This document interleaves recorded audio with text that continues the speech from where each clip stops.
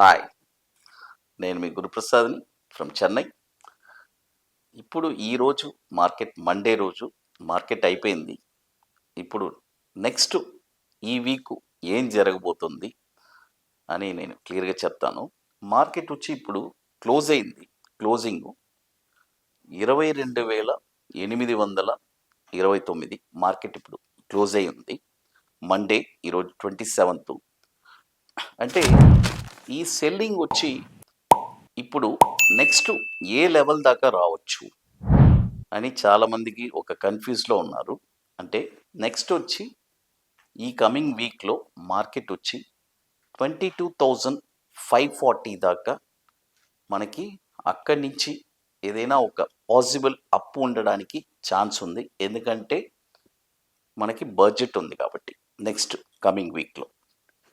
Next ఈ suppose 22,540 కూడా break అయ్యి 22,500 బిలో ఒక 1 అవర్ ట్రేడ్ అయిందంటే మళ్ళీ మార్కెట్ వచ్చి 22,000 1 అవర్ బ్రేక్ అయ్యి ఆ లో కూడా ట్రిగర్ అయిందంటే 22,000 కూడా రావడానికి అవకాశం ఉంది.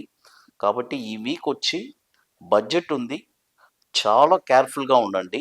ఇక్కడ చాలా ముఖ్యంగా నేను ఏం చెప్తున్నానంటే, చాలామంది ఈ బడ్జెట్ టైంలో డబ్బులు అంటే ఆ రోజు బాగా స్వింగ్ ఉంటుంది, ట్రేడింగ్ ఆపర్చునిటీస్ బాగా వస్తుంది, సంపాదించవచ్చు అని అనుకుంటారు.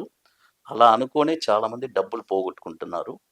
కాబట్టి ఎక్స్పీరియన్స్ ఉండే వాళ్ళు మాత్రం ఈ వాలటైల్కి తగ్గట్టు ట్రేడింగ్ చేసుకొని లెవెల్స్కి పర్ఫెక్ట్గా చేయండి.